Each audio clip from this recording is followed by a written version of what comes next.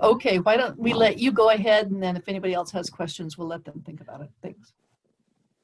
And go ahead and turn your video on there. Yeah. It kept saying you cannot start your video, so I guess you opened the door for me. We just can't see you, Ted. Oh, my darn thingamabob is looking at the ceiling. It got sleepy or something, you know? There I go. Okay, I'm gonna be a little briefer than maybe, I don't know, maybe I usually am, but I wanted to talk about major donations to the foundation. And major donations are interesting in that a lot of large donations don't result in DDF coming back, which because they're going to the permanent fund. But nonetheless, they generate interest and provide funds for global grants and other Rotary projects. And I have a couple of examples, and I'll preface this by saying that this will make all the CPAs and other financial advisors happy. But the kind of the background for both of these is, of course, current U.S. tax law. And you just really have to pay attention to it because it does change and it affects how much you can give and what the tax implications are of that. And to start off with, in 2008, I was a principal owner of a major engineering company here in Anchorage, and it was time for me to retire, and a very rich international engineering company came along, wanted to buy me out and buy the company. And the end result was that even though I could bury a lot of the gain in capital gains, which were a fairly low tax rate, about half of it went to ordinary income, which was closing in on 40%. Well, I'm not inclined to let the federal government waste 40% of my money. I'd rather see Rotary spend it in a much more useful way. So I ran into, I did a makeup at the East Club.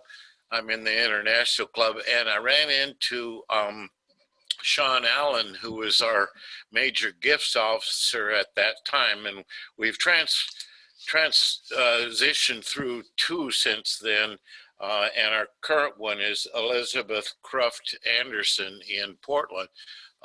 She's been trying to come up here to go to district conference, but we have kind of not had too many district conferences lately due to COVID. But at any rate, Allen was my first contact.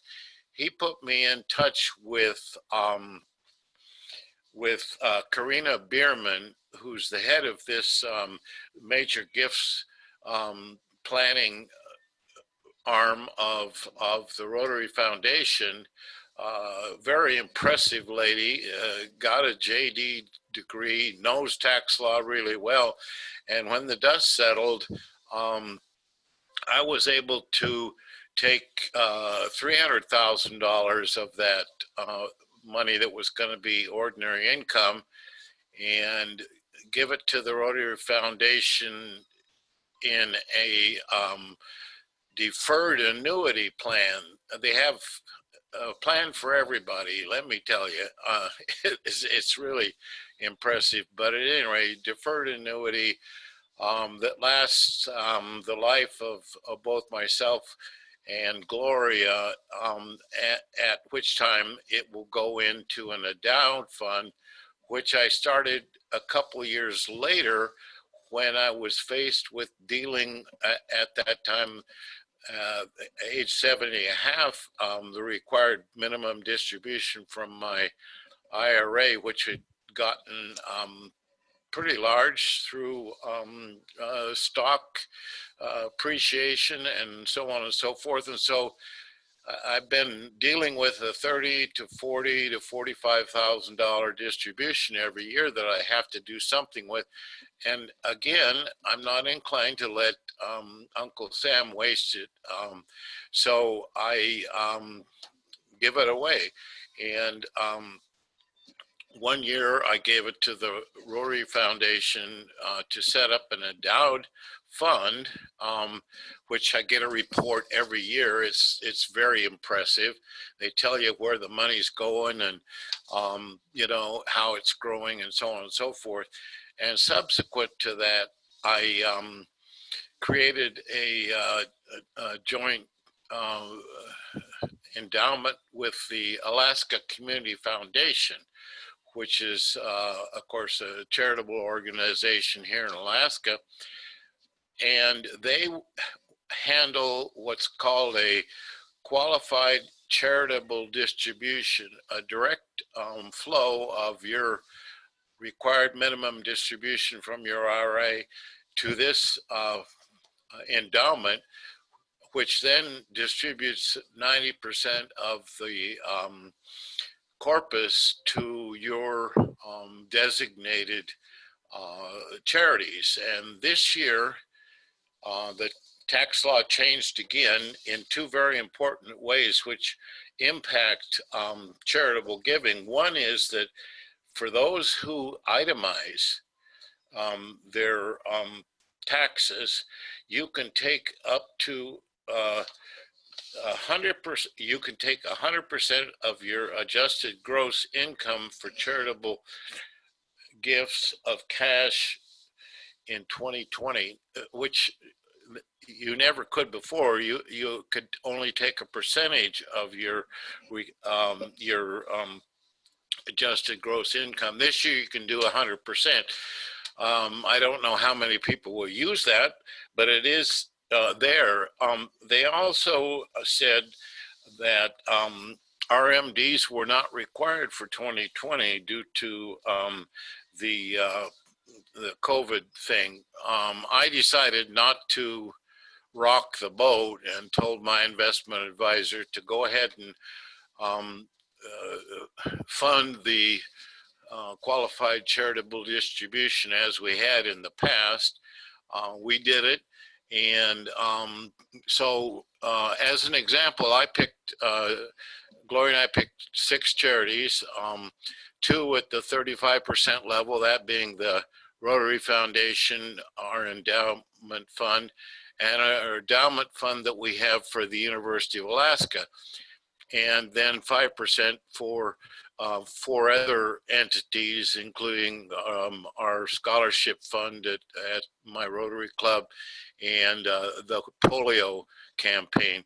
And this direct process involves almost no effort on my part at all, and it does not hit the 1040 form. So the tax implications of all the gains that I've gotten in that IRA, and they've been enormous, are rubbed out. They just go away and they don't have to pay taxes on the darn thing. So I guess my message to the rest of you, besides the CPAs who already know this, is that as you see your fellow club members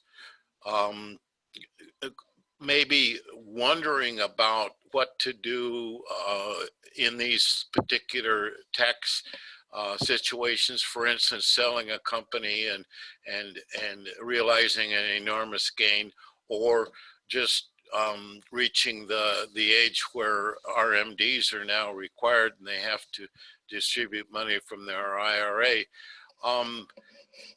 Keep in mind that people don't always know all the different tricks that are out there. CPAs do, but very few others. But our major gifts officers like Elizabeth and others, and you can call the Rotary Foundation. Karina Bierman has a wonderful staff, and they can help to advise folks in these situations, just like they did me, and come out with a net gain. Because I took a deferred annuity, because it was all ordinary income for tax purposes, that the return on that annuity that was set up, including the tax advantage, of course, is on the order of about 8.5%. And so one of our past district governors that I used to spend a lot of time with and stayed at her house, Alana Berg up in North Pole, said, well, this is doing well while doing good. Anyway, that's my story, and I'll stick with it. Thanks, Ted. I think the bottom line of that is just be aware that there's different ways to give. Whether you give $25 or you have $250,000, we can figure out a way for you to actually make that worthwhile. You can give it to Rotary. So I want to wrap this up. Thank you, everybody, for joining us. I know that a few have dropped off, but thank you, everybody, for coming. Thanks particularly to Brad and Chris and Gernot for their presentations, and also thank you to Kathy Stingley for helping us out on the technical stuff on the back. If you who are still on or listening to this later, if you have questions or if you think we should do something specifically to address some of your questions or go into more detail, just feel free to email me and we will try and continue something similar to this to match your needs. So thank you very much, and I am going to end this for everybody. Thanks. Bye. Thanks, Diane. So long, everybody. Thanks for You bet. participating. Great program. Thank you. Thank you, Diane. Thanks, Diane. Thanks.